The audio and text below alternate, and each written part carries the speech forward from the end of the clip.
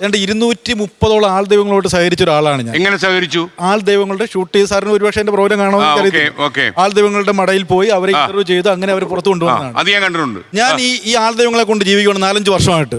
ഇവരെ കൊണ്ട് ജീവിക്കുക. ഇവര് ജനങ്ങളെ പറ്റി ജീവിക്കുന്നു. ഇവർ എന്ന് പറയരുത്. ഞാൻ ജീവിക്കുന്നു, ഞാനും എന്റെ പിള്ളേരും. അല്ല, ഇവര് പക്കാ ജനങ്ങളെ പറ്റി ജീവിക്കുന്നു, ഇവരെ പറ്റി ഞാൻ ജീവിക്കുന്നു. ഒരു കാര്യം ചെയ്യാം, ഒരു വീഡിയോ കാണിച്ചു തരാം. ഇദ്ദേഹത്തിന്റെ വീഡിയോ കാണിച്ചു. ഒരു കാര്യം ചെയ്യാം, താങ്കളുടെ ഒരു വീഡിയോ ഞാൻ കാണിച്ചു കൊടുക്കാം. അപ്പൊ ഇദ്ദേഹത്തിനെ കുറിച്ച് ഒരു ധാരണ ഉണ്ടാവും. ഇത് വല്ലാത്തൊരു കാഴ്ചയാണ്. കൊറോണ ദേവിയായിട്ട് അമ്മ നിൽക്കുവാണ് ഇപ്പൊ. ഇതാണ് കൊറോണ ദേവിയുടെ രൂപവും ഭാവവും അല്ല. പുറത്തിറങ്ങിയിട്ടുണ്ട്. ഇതെല്ലാം വയറ്റിപ്പഴപ്പ്. വയറ്റിപ്പഴപ്പ്. ഞങ്ങള് ശാസ്ത്രം പഠിച്ചവര്.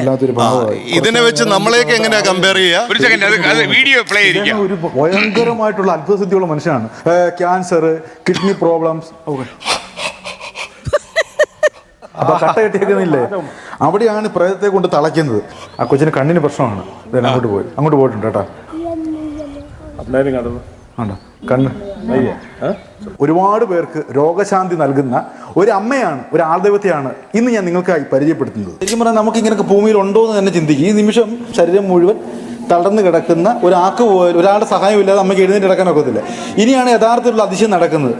അമ്മയുടെ ശരീരത്തിലേക്ക് മാതാവ് വരികയാണ്. മാതാവ് വരുമ്പോഴത്തേക്ക് അമ്മ മറ്റൊരാൾക്ക് മാറി ആ ദേവാലയത്തിലേക്ക് ചെല്ലും. എഴുന്നേറ്റ് ആൾ എഴുന്നേറ്റിട്ടുണ്ട്, മാതാവായിട്ട് മാറി കഴിഞ്ഞിരിക്കുവാണ്. അപ്പൊ നമ്മൾ കുറച്ചു മുമ്പ് കിടന്നിരുന്ന ആള് മാതാവായിട്ട് മാറിയിരിക്കുവാണ്, എഴുന്നേറ്റിട്ടുണ്ട്. അതിന്റെ മേളിലേക്ക് നോക്കുന്നത് എന്തിനാ? മേളിലേക്ക് എന്തിനാ നോക്കുന്നത്? അയ്യോ, രക്തം വരുന്നു കേട്ടോ, വായിക്കൂടെ രക്തം വരുന്നുണ്ട്. യേശുവിന്റെ കാര്യം പറയുന്നത് ഇപ്പൊ. അതെ അമ്മ, പിന്നെന്തിനാണ് അതിൽ കൈവച്ചേ? അതറിയില്ല. എന്റെ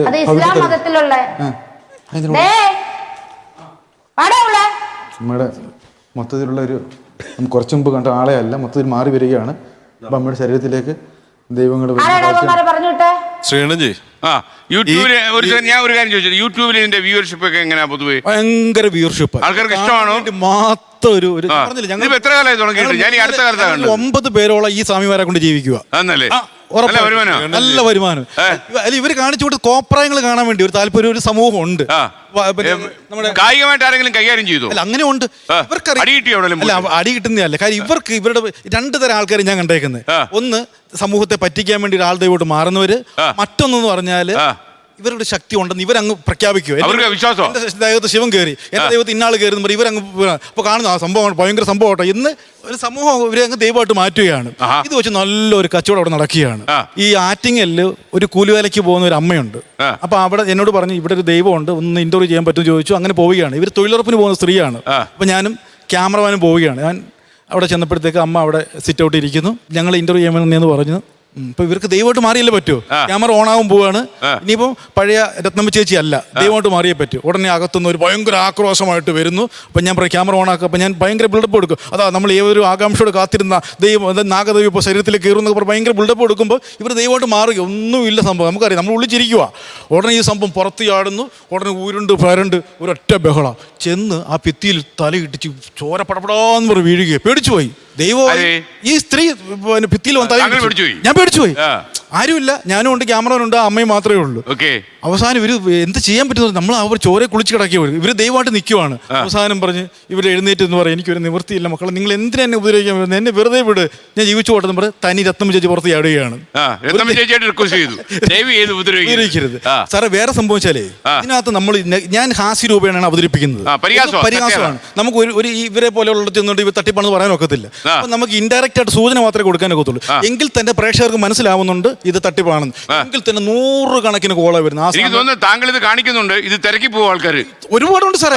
ഇത് നമ്മൾ ഇൻഡയറക്റ്റ് ആയിട്ട് കാണിച്ചെങ്കിൽ ഇദ്ദേഹത്തിന്റെ ദേഷ്യം. എല്ലാ മതക്കാരും ഉണ്ടല്ലേ? എല്ലാ മതക്കാരും ഉണ്ട്. എല്ലാ ക്രിസ്ത്യനും മുസ്ലിമും എല്ലാം ഉണ്ട്. ഒരു കാര്യം കൂടെ പറയട്ടെ സാറേ, ഈ പെന്തക്കോസ്തിൽ നിന്ന് കത്തോലിക്ക ആയിട്ടുള്ള ഒരു പാസ്റ്ററെ പറ്റി സാർ കേട്ടിട്ടുണ്ടല്ലോ. ഇടുക്കിയിലൊക്കെ ഒരുപാട് സ്ഥലമുള്ളതാണ്. ഇദ്ദേഹത്തിന് തട്ടിപ്പ് ഞാൻ അടുത്ത സമയത്ത് കണ്ടുപിടിച്ചു. സംഭവം എന്താണെന്ന് വെച്ചാൽ ഇവരുടെ ഈ നമുക്ക് പിടികിട്ടാത്തൊരു വിഭാഗമാണ് ക്രിസ്ത്യൻ നേതാക്കന്മാർ. അവരുടെ ഇവർക്ക് പാവങ്ങളാട്ടോ, ഇവർ ശുദ്ധന്മാരാ. ഈ ഭാവസമയത്ത് ശുദ്ധന്മാരാ. അവർ ക്യാമറയ്ക്ക് മുമ്പിൽ അഭിനയിച്ച് തകർക്കും. മറ്റവരെ പിടികിട്ടാൻ പാടാ ഈ മുസ്ലിങ്ങൾ, ക്രിസ്ത്യാനികൾ. അപ്പൊ അങ്ങനെ ഈ കക്ഷിയെ തിരക്കി ഞങ്ങൾ ഒരു സ്ഥലത്തേക്ക് ചെല്ലുകയാണ്. ഇദ്ദേഹം പറഞ്ഞ ഒരു കാര്യം എന്താണെന്ന് വെച്ചാൽ, നടുമൊത്തം ഒടിഞ്ഞു നുറുങ്ങിയ ഒരാളെ ആൾക്കാരുടെ മുമ്പിൽ വെച്ച് ഇയാൾ സൗഖ്യമാക്കി. അപ്പം ഈ ആളോട് ചോദിക്കുക ഏത് ഡോക്ടറാണ് സൗഖ്യമാക്കിയത്, അത് കോട്ടയത്തെ ഇന്ന ഡോക്ടറാണെന്നൊരു പേര് ഇയാളുടെ വായി ഓട്ടോമാറ്റിക് ദൈവം കൊടുക്കുന്ന പണിയാണ്. അപ്പം ഇങ്ങനെ ഈ ഡോക്ടറെ തിരക്കി ഞങ്ങൾ കോട്ടയം മെഡിക്കൽ കോളേജ് ചെന്ന് അങ്ങനെ 10-25 വർഷമായിട്ട് അവിടെ അതിൻ്റെ ഓർത്തോയുടെ ഹെഡായിട്ടുള്ള ആളോട് ചോദിച്ചു ഇന്ന് വരെ അങ്ങനെ ഡോക്ടറേ ഇല്ല, പരിശോധിച്ച ഡോക്ടറേ ഇല്ല, അങ്ങനെ സംഭവം വന്നിട്ടില്ല. അങ്ങനെ ഈ ആളെ തിരക്കി ഞങ്ങൾ വയനാട് ചെന്ന് ഈ രോഗം ഭേദമെന്ന് പറയുന്ന ആളെ തിരക്കി വയനാട് തെങ്ങേ കയറിക്കൊണ്ടിരിക്കുക. ഒരു കുഴപ്പമില്ല, അയാൾക്ക് ഈ പറയുന്ന പാസ്റ്റർ പൈസ കൊടുത്ത് സെറ്റപ്പ് ആക്കിയിട്ട് കൊണ്ട് ഇറക്കുന്നതാണ്. അങ്ങനെയുള്ള ഒരുപാട് തട്ടിപ്പാണ് ഈ പെന്തക്കോസ്ത് സമൂഹത്തിൽ നടക്കുന്നത്. ഇതെല്ലാം വെറും ഒരു തട്ടിപ്പ് മാത്രമാണ്. കോട്ടയത്തോട് ദൈവത്തിന്റെ വോയിസ് മെസ്സേജ് കിട്ടിയ ഒരു പാസ്റ്റർ ഉണ്ട്. വോയിസ് മെസ്സേജ് കിട്ടി വിളിക്കുക ദൈവം. ആ ദൈവം ഒരു ദിവസം രാത്രി പുള്ളിയുടെ എനിക്ക് വന്നിട്ട് മെസ്സേജ് കൊടുത്തിട്ട് പുള്ളി ആ മെസ്സേജ് ഞങ്ങളെ കേൾപ്പിക്കുകയാണ്. ലോകത്തെവിടെയായാലും ഏത് സമയത്തും 24 വാർത്തകളും ഓഗ്മെന്റഡ് റിയാലിറ്റി പാക്കേജുകളും എക്സ്പ്ലെയിനറുകളും വിശദമായി കാണാൻ ഞങ്ങളുടെ യൂട്യൂബ് ചാനൽ നിങ്ങൾക്ക് സബ്സ്ക്രൈബ് ചെയ്യാം.